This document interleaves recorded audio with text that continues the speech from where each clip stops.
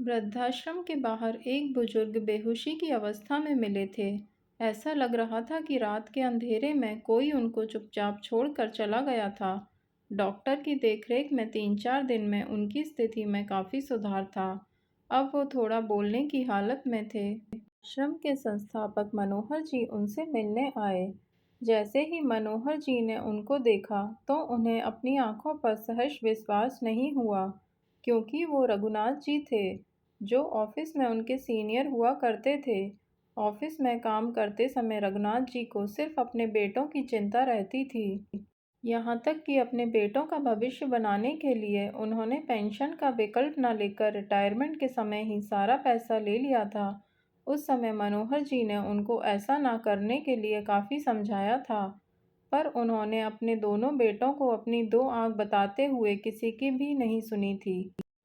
आज मनोहर जी को देखकर रघुनाथ जी फूट फूट कर रो पड़े और बोले, रिटायरमेंट के कई वर्षों तक तो सब ठीक चला, उनको पेंशन नहीं मिलती थी, पर तब भी दोनों बेटे कुछ नहीं देते थे। उनकी खुद की जमा पूंजी और मकान के ऊपर वाले हिस्से के किराए से दोनों पति पत्नी का खर्च आराम से चल जाता था। अभी 1 साल पहले दोनों बेटे बहुत जल्दी जल्दी उनसे मिलने आने लगे। वो दोनों बुड्ढे बुड्ढी भी खुश थे कि उन्हें अपने बच्चों का सानिध्य मिल रहा है। एक रात उनकी धर्मपत्नी जो सोईं तो वो सुबह का सूरज नहीं देख पाईं। पत्नी की तेरहवीं के बाद भी दोनों बेटे अपने परिवार के साथ उनके साथ रहे और उनका बहुत ख्याल रखा। इस बीच उन्होंने घर और संपत्ति के सारे पेपर्स पर बहला फुसला कर रघुनाथ जी के हस्ताक्षर करवा लिए थे और ऊपर के हिस्से में रहने वाले किराएदार से भी मकान खाली करवा लिया था। एक दिन उनकी तबीयत थोड़ी खराब थी, तब दोनों बेटे बहुओं ने उनको कुछ दवाई खाने के लिए दी।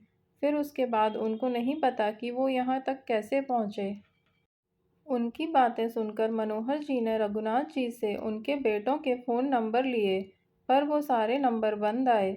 उनके बताए पते पर भी आश्रम के एक प्रतिनिधि को भेजा, तो वहाँ पर भी ताला था। रघुनाथ जी के पास दोनों बेटों का पता भी नहीं था। अब रघुनाथ जी बस यही कह पाए कि जीते जी अपनी सारी संपत्ति अपने बच्चों के नाम कर देना, अपने पाँव में कुल्हाड़ी मारना है। काश समय रहते हम सब ही इस सबक को सीख जाएं, तो जीवन की संध्या में इतने दुख न झेलने पड़ें।